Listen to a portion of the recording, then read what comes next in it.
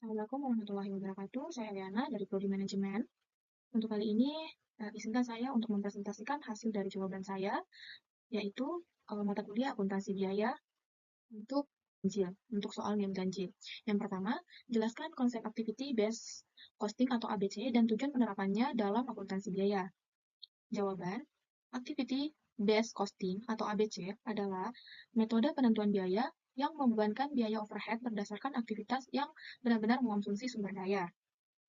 Berbeda dengan metode tradisional, yang biasanya hanya menggunakan satu dasar pembebanan, misalnya jam tenaga kerja langsung. Metode ABC menggunakan beberapa cost driver, sesuai dengan aktivitas yang terjadi. Adapun konsep dasar ABC, yaitu yang pertama, produk mengonsumsi aktivitas. Yang kedua, aktivitas mengonsumsi sumber daya atau biaya. Yang ketiga, biaya dibebankan berdasarkan cost driver yang relevan. Untuk tujuannya sendiri, penerapan ABC yaitu menghasilkan perhitungan biaya produk yang lebih akurat. Yang kedua, menghindari distorsi biaya, undercosting atau overcosting.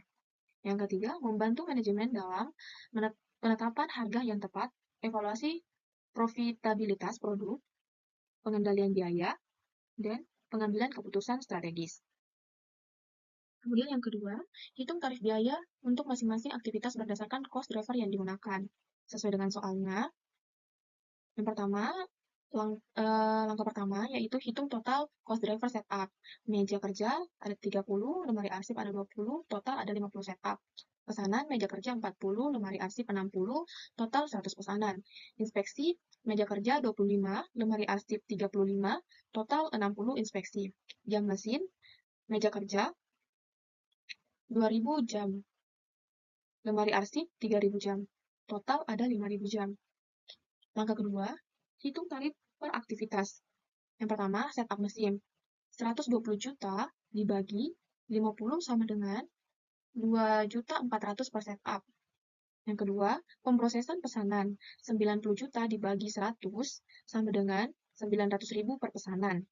Yang ketiga, inspeksi kualitas. 60 juta dibagi 60 yaitu 1 juta per inspeksi. Pemeliharaan mesin. 150.000 dibagi 55.000 sama dengan 30.000 per jam mesin. Yang ketiga, alokasikan biaya overhead ke masing-masing produk menggunakan metode ABC. Yang pertama, meja kerja setup, yaitu 30 dikali 2.400.000 didapati 72 juta.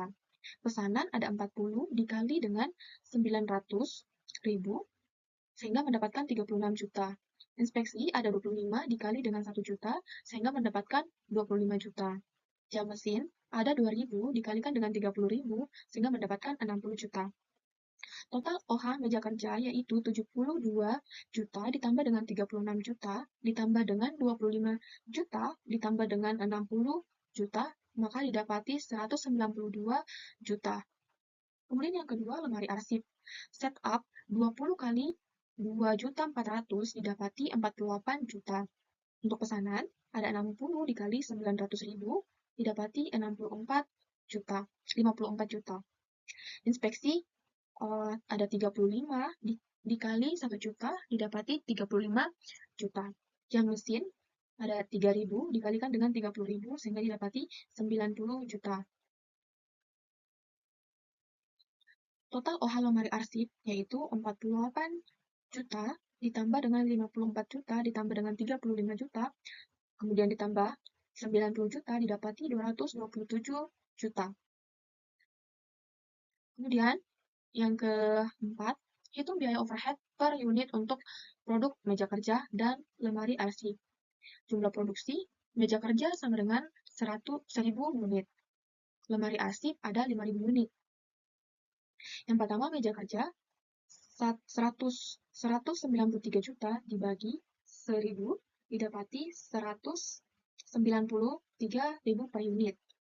Yang kedua, untuk lemari arsip 227 juta dibagi 500 didapati 454.000 per unit.